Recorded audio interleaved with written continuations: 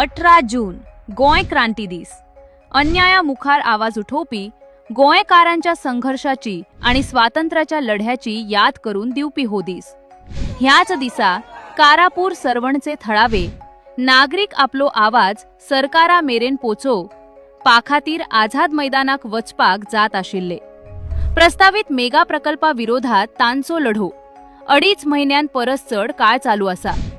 पूण आझाद मैदानार पोचपाक पयलींच पोलिसांनी आंदोलकांक आडयले आणि अनेकांक ताब्यात घेतले. हाका लागून लोकशाही हक्काविशीं प्रश्न उबे रावल्यात.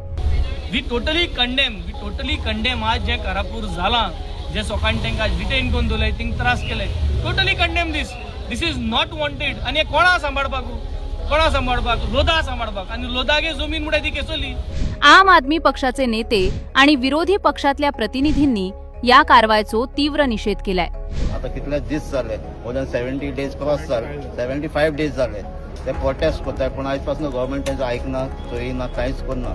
पूण गोंयकारांक जाय ते मागपाक गोंयकारांक ते अरेस्ट करता आणि आयज तांकां डिटेन केला आणि तेंचे नांव मागता कित्याक तेंचे केस घालपाक. आंदोलकांक ताब्यात घेतल्या उपरांत अनेक नेते पोरणे गोंय पोलीस स्टेशनार पोचले आणि नागरिकांच्या बाजून उबे रावले. कारापूरच्या लोकांनी ह्या सरकाराच्या विरोधात प्रोटेस्ट करपाचो प्रयत्न केलो आणि ह्या सरकारान पुर्तुगेजां भशेन तांकां अरेस्ट केल्लो आसा. So history is repeating itself.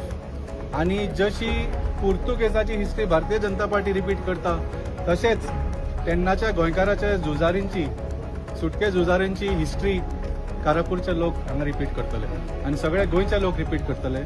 आणि आज नाल्यार फाल्यां ह्या भारतीय जनता पार्टी सरकाराक गोंयच्यान धांवडावन घालतले. कारापूर सरवणचे ग्रामस्थ सांगतात की यो लढो फकत एका प्रकल्पा विरोधातलो ना. यो लढो आसा पर्यावरण, उदक, शेती आणि गावाच्या भविष्या खातीर.